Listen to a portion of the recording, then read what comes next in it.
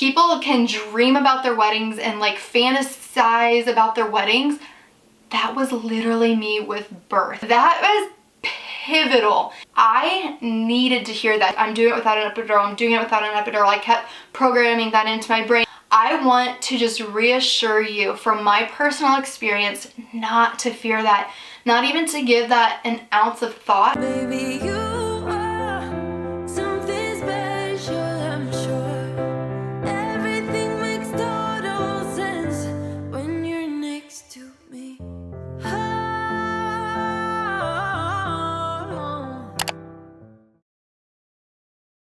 Some people don't even know, like people that have been following my channel even, so I'll kind of catch you up to speed here briefly, especially if you're new.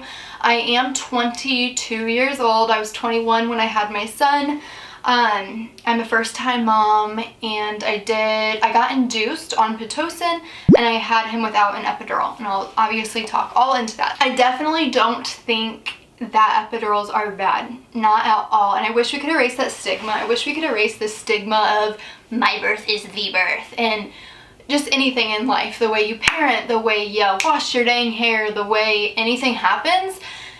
It's so different for each individual person, each individual household. Everything is so different. I am pretty passionate about no epidural, and also just anything parenting. Like when you learn about different things and you find out what's going to work for you, within your household, within what you're going to do, what you're going to take into your life, you should be confident on it because you're choosing to walk that walk.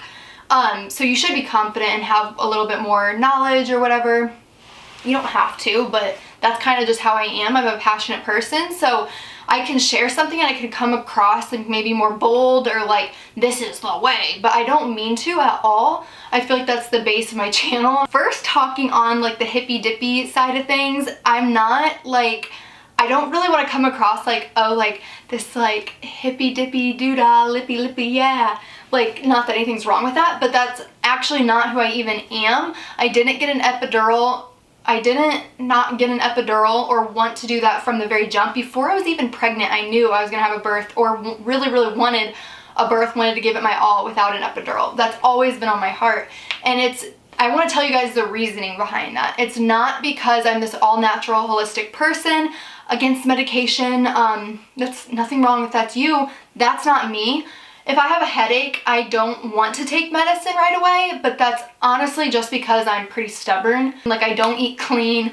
Yeah, and also I'm not afraid of needles. I know some people don't want the epidural because they're scared of needles. Blood doesn't scare me, needles don't scare me, nothing about that scares me.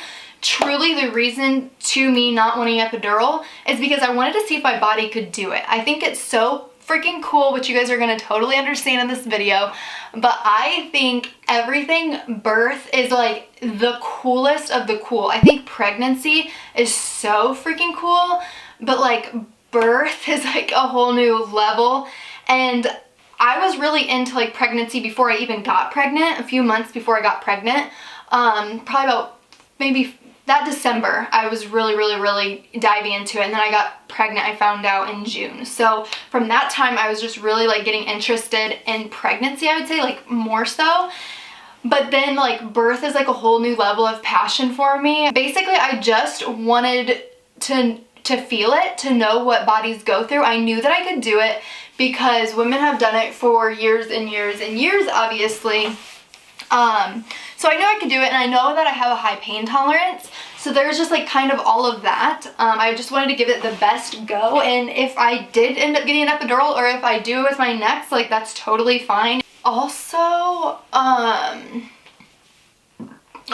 don't think that like there's anything like bad in epidurals. Like, the reasoning for it was purely out of the fascination with birth and what our bodies do, and just like I wanted to feel that. I wanted to be in control of my body. I knew that it was a mind over matter. I knew that it was doable, but why I'm saying that, because we all know it's doable. Why I'm saying that is because people tried to make it seem like it's not doable. And the times here recently that I've been talking with some girls is they've got the same thing that I got. So many people, I would say, like, I want to do a birth without an epidural. And people, like everyone practically, would either, people could laugh, people could say, oh yeah, okay, or we'll see about that, or like whatever, or like you just won't understand the pain, or like stuff like that, like, or just basically just thinking that it can't happen. And first of all, it makes me want to do it like 10,000 times more. That's just like my personality. But it's just also rude. Like I remember like that happened like so much. Like I'm not kidding you, like so much. So finally it got to the point that I was only talking to my best friend Kelsey about it and my husband about it. I only talked to them two, and when I would talk to other people, I would always use this phrase. And now I want to explain this because this is something that helped me, that the nurse told me in the hospital as I was getting ready to do the thing. I would always tell people, I'm going to try my hardest to have a birth without an epidural. I always phrase it that way. I'm going to try. The word try. Try to eliminate that out of your mindset. That's something that my nurse told me, and I'm making rings on for my coffee. Grant's gonna kill me. I'm like ruining our wood bedding, but I would say I'm gonna try, just because so many people put me down time and time and time again, just like downplaying it. And I was gonna try. I knew that like I didn't know for sure that I was gonna go without an epidural, because expectations with birth should be thrown out the window. C-section, oh, I could talk into so much about birth, you guys. Even C-sections, like I was not fearful of a C-section. A C-section birth is just as beautiful in a birth to your child as a vaginal birth. Like I could literally freak out about birth. Oh my god. I'm so excited that I'm talking about this today. Whew. Okay, come back to earth.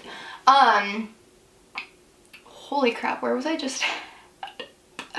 When I was within myself and when I was talking to Kelsey and Grant, the whole time I did tell them I am birthing with no epidural. I would always tell that to my like brain, like I'm doing it without an epidural, I'm doing it without an epidural. I kept programming that into my brain, and that's power, guys.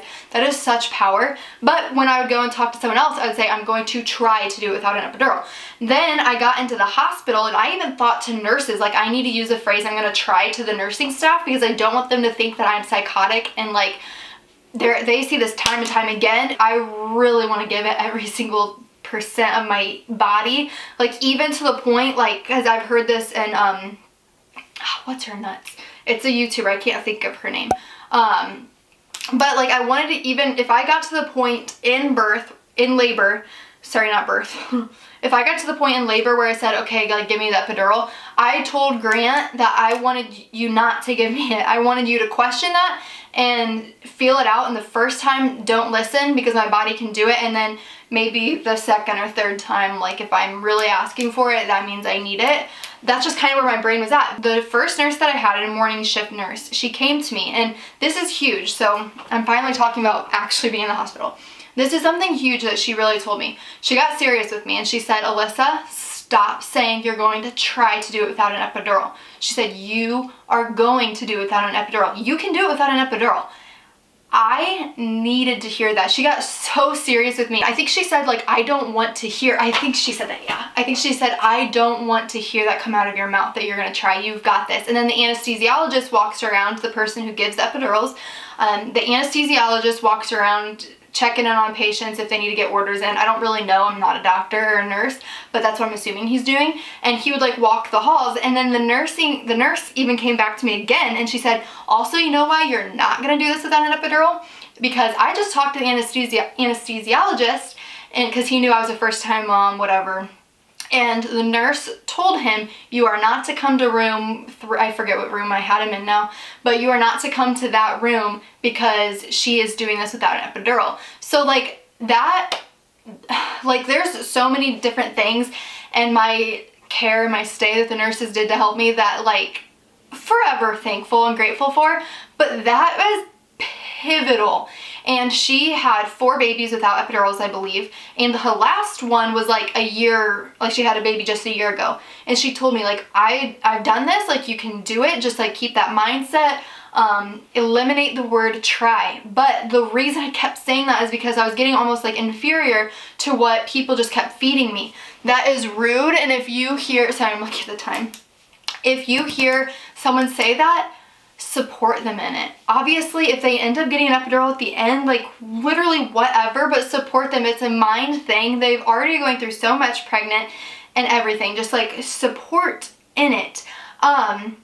Okay, let me get back to here because I want to keep on track and try not to talk forever, because I could literally talk about birth alone, not even pregnancy, but I could talk about birth alone for probably 3 hours straight by myself with not even a second conversation person. Just 3 days ago, I watched a video, which I will link. She's a very like natural, holistic person, it seems. She's super funny.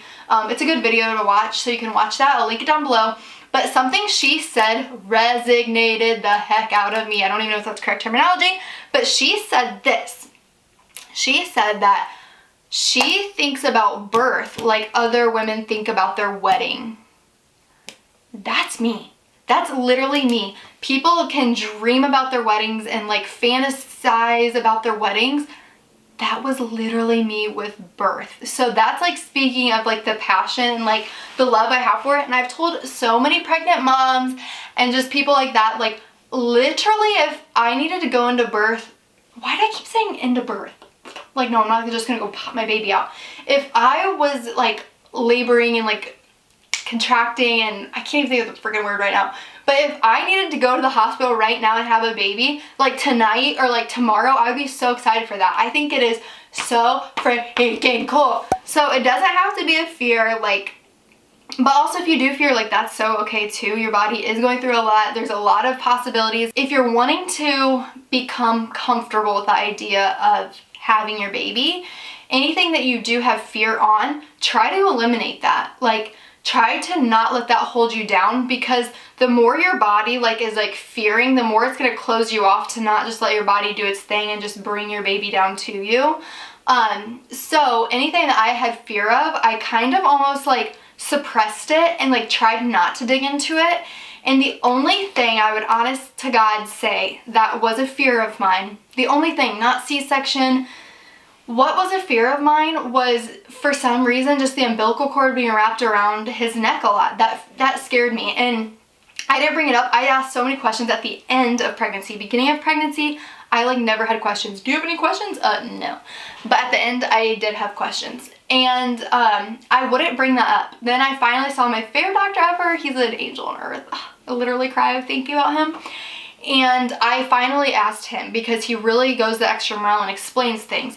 And I asked him straight up about the umbilical cord. He explained it to me. I'm not going to get into it right now. He explained it to me and it subsided that fear. And that's what I needed to do. Education is power. I always talk with my hands. Like, just the more you know, I feel like the better off you almost are. The more prepared you feel, the more just not uncertainty, the more like comfortability you can. So definitely I was like listening to podcasts like so much. I'm gonna link another person down below. She's a birth doula and she just has like a lot of different videos. I watched multiple of her videos literally like 3 times in a row, and I've shared her videos with a lot of people, but I will link her down below. I know some women, the tearing piece is something that they can fear without an epidural. But I'm just going to tell you from my personal experience, I did tear. I had a 2nd degree tear. My son came out with his right little hand up like that, so it wasn't just his head circumference, it was that too. It got me. But I did tear, so that means I did need multiple stitches, and I did not have an epidural. I never even thought about that because I just didn't care. And let me tell you why I honestly think that if that's something right now that is something you may fear, I want to just reassure you from my personal experience not to fear that, not even to give that an ounce of thought, because your body just birthed a baby. Your adrenaline, like naturally, if that's the way it goes, and if you did not get medication, your adrenaline is sky freaking high. You are like all over the place, and I didn't feel a thing of stitching me up. She did, like, I think you get a shot too down there to kind of numb things. Pretty positive. But I did not feel a single thing, and I didn't care either. My baby's on my chest. I'm making sure everything's okay. So you're gonna feel my touch, and you're gonna feel a pinch, and then you're gonna feel burning, like a bee sting in a sensitive area. Now, this is a very tangible, my very biggest tip for having a birth without an epidural, and it's breathing. Now, this is gonna sound super, super, super easy and obvious, but in the moment, when you're in that much pain, it's not easy. At least for me, it was so hard for me to actually do. And again, a different nurse, now this is my night nurse, she really like told me, you have got to breathe like this. You have got to get in more control of your body, because you do need to be in control of your body mentally, but you also need to be in control of your body physically, which I was for a very long time. But there hit certain points in labor. It's a marathon or whatever. You hit certain, but a marathon, that's so exciting. You hit certain points in labor that it's not as easy as it was prior, I guess. All that it is in through your nose, out through your mouth. Big breath.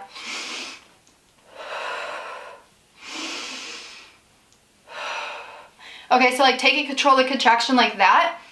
I would watch different videos where it was like how to breathe without an epidural, and like while I was pregnant, and I practiced those breaths, and I think they said like take the air and like try to like, instead of coming out your mouth straight, like try to push it down through your body. Like it was just like a C, I don't know. That birth doula has a video on it, and I like practiced those. It's nothing crazy like that. Like don't think too much into it, that like you have to birth like this or breathe this like specific way to like do it. No, just literally in through your mouth, or in through your nose, out through your mouth. Now let me get into this a little bit more. It sounds easy as pie, but it's not. When you have a contraction hit you, that it takes you like almost wants to sweep you off your feet. Literally the pain is just shocking. Even though you keep having it, it's still shocking. It takes over your body. So you want to go like I did. I kept wanting to go hold my breath and so in through your mouth, out through your mouth.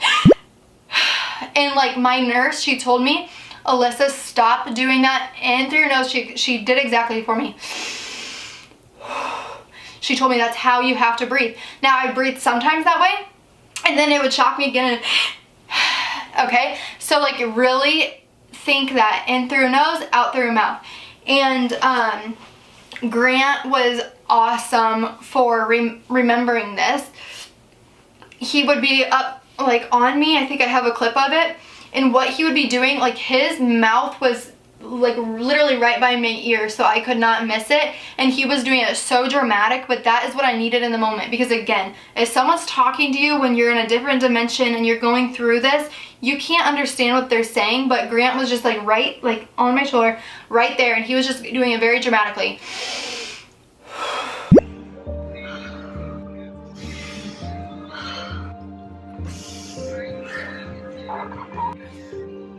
Constantly, he would go back and forth, and that was enough. That was what I needed to hear, and it reminded me, okay, yeah, he's right. You know? And the first time that I breathed that way, right after, I was literally like talking to my nurse through my contraction. I was like, holy crap, you're so right. Like, this is incredible. It really is something. It is medication in itself to get you in control of like those contractions.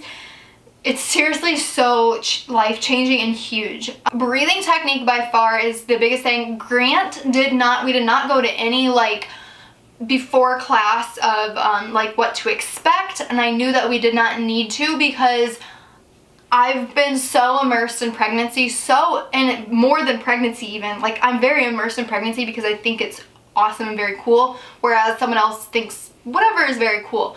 I think pregnancy is so freaking cool, and then birth is even more of a coolness to me than pregnancy. So for over a year, I had been doing unendless research, and just like unendless, like that's what my world consisted of. And in order to complete this, your world doesn't need to consist of that. You don't need to be obsessed with it like I am. But like in the car, that's all I would listen to, blah, blah, blah, blah, blah. So I did not think that I needed it to do a class like that at all. And I didn't. I didn't. My body literally in itself knows what to do. And Grant didn't do anything, and I wasn't quite sure if he would kind of know different ways to support me. I knew he would support me no matter what, but I just wasn't sure how it was going to relate to actually helping me. But that's something that was so cool, because his instincts kicked in to like help me. He was seeing me in a ton of pain he's never seen me in before, and he helped me tremendously. I have heard people say like, imagine different things, and like that can help you go through, and like whatever. And I agree with that to a point, at least for me. Obviously, I'm giving my personal side. I agree with that to a point. Imagining certain things, giving yourself positive affirmations, birth affirmations, that is huge. It is a mind over matter, like for sure.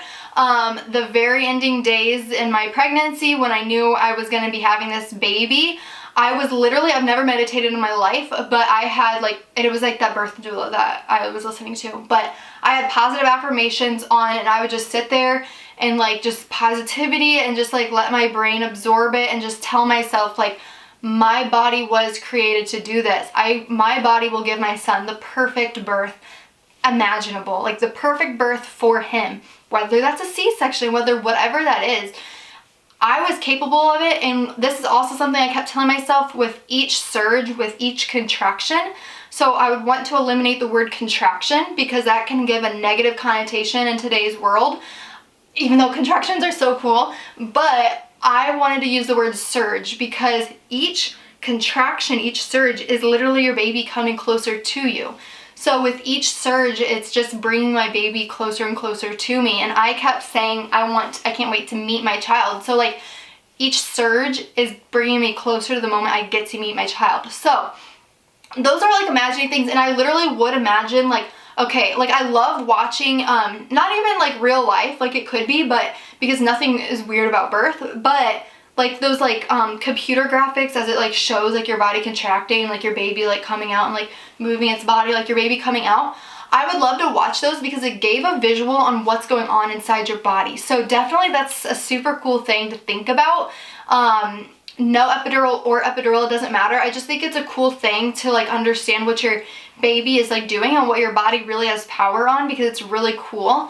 And so with that, that's imagining all these things. I think that is great and all, and I did do that up until probably even in the hospital. But let's get to some realistic, it freaking hurts. I'm not saying that it doesn't hurt. It hurt very badly, very, very badly. I was on a different dimension, different universe. I was like out of my body at the ending point. It's so doable, but at the ending point for sure, I was out of it. If someone was trying to talk to me, like, I'm out of it, I can't hear you, like, I need to get through this and then I might be okay. But at the very, very ending, after the contraction, you're just like, it's exhausting. Imagining all these, like, this stuff sounds awesome and all, but that's not going to help you when you're at the like the meat and the grind, like the ending of it, you know. And that's the ending is where the more pain is coming, and that's when you're most likely to say, okay, I've had enough, let me go get that the epidural. Also that just reminded me of something. My nurse also said, don't think of that the epidural is an option. Like, just stop saying I'm gonna try without the epidural, because that's giving the epidural like an option into the birth. Just say I'm gonna do this. Like, I'm birthing my child, I'm doing this. And then you forget that the epidural is there. So that's something that I wish I would have started earlier. I wish I would have stopped saying try without an epidural. I wish I would have erased the idea of an epidural way earlier, but outside noises crept into my birth and my birth experience. And in that labor room, you surround yourself with who you want in that labor room. You surround yourself with your energy, because it's mind, it's everything. You need to be in the correct mind space to bring this baby out the way that you wanted to bring this baby out. So I'm like all over the place. Literally didn't even listen to the music. Like, I'm not saying, this is just for me. I thought music really was gonna help me. I thought it would put my mind into that. I didn't listen to it at all. My mind was just purely like on imagining what my body is doing, like getting into the headspace of it and all of that. Because again, I truly think that's something that's really going to help you be able to do it, and to do it the way that you have told yourself for 9+ months or even longer, or even before a year, before you ever had the baby in your belly. And so I really want to give you like power and hope and like encouragement, because you can so do it. A rocking chair is huge versus like a bouncing ball. I want to explain that. So a birthing ball, I had them bring one in, but my nurses actually told me in order to like rock baby down into the position that we want baby to be in, a rocker is actually going to help that. I do have a rocker at my house actually, but I didn't know that when I was like at the ending of my pregnancy.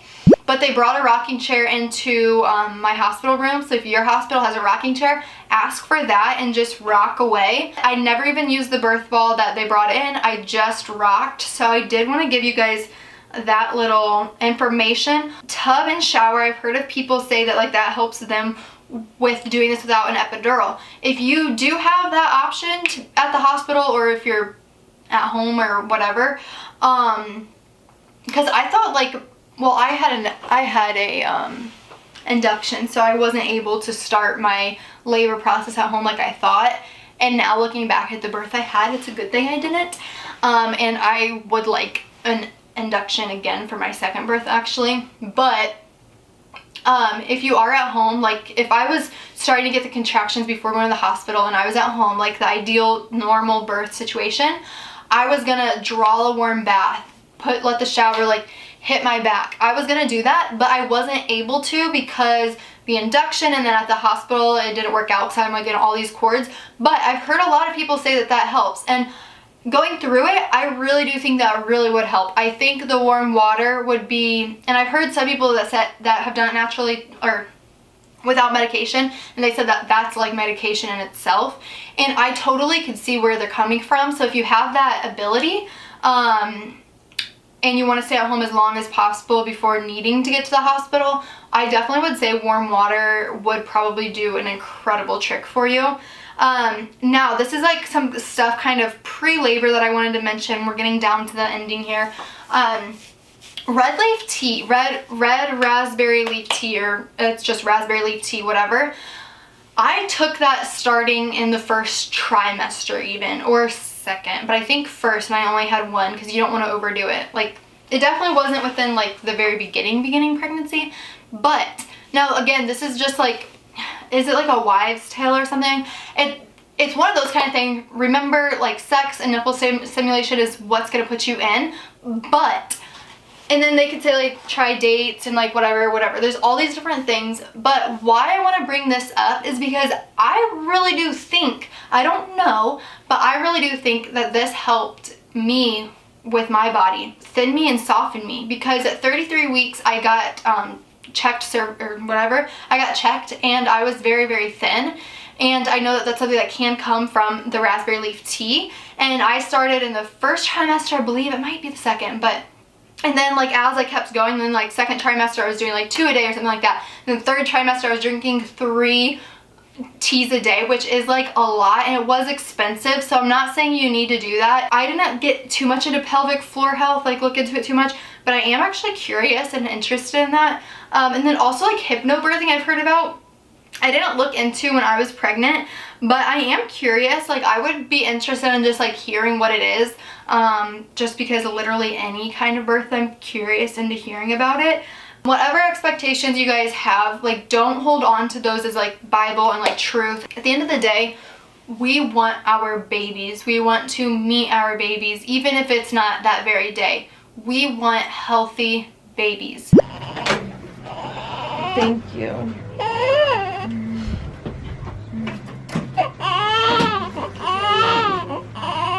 Comfortable? Yeah. Yeah. You're so sweet, honey.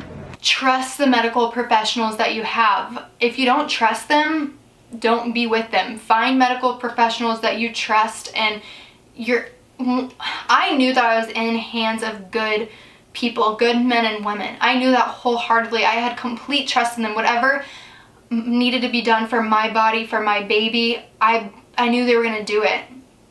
And I think that's huge. I am talking about all like how to do it without an epidural. If you end up getting that epidural, don't beat yourself up at the end of the day, because expectations are going to ruin you. Thinking that this is what's gonna happen. I thought I was gonna have this beautiful, I knew from the beginning. I did have a birth plan. I don't think that's a horrible thing to have ideas and to imagine what this is gonna be like. I don't think that's bad. But when I made like my birth plan like loosely, I knew that it probably was not going to end up that way, and that's fine. But I wanted to birth at home for a little bit. Not birth, why do I keep saying that? Labor at home for a little bit, and then go into the hospital. And like I ended up getting an induction. Knowing that there's a good special care nursery at your hospital, I feel like would be huge. And life flights and stuff like that, because there are cases where more scary births do happen. So I had a great positive birthing experience. I think birth is so cool. Even if it is a traumatic birth, it's amazing what our bodies do and that our babies are coming out of us, that our bodies created a baby in the first place. If you're pregnant right now, hold on to that, because there's always going to be fear and unknowns in pregnancy and motherhood, when our babies are 13 years old, when they're graduating high school, when they're in college, when they have grandbabies. Like, it's literally the time you find out you're pregnant, you're in motherhood, and you're never gonna escape all those what ifs.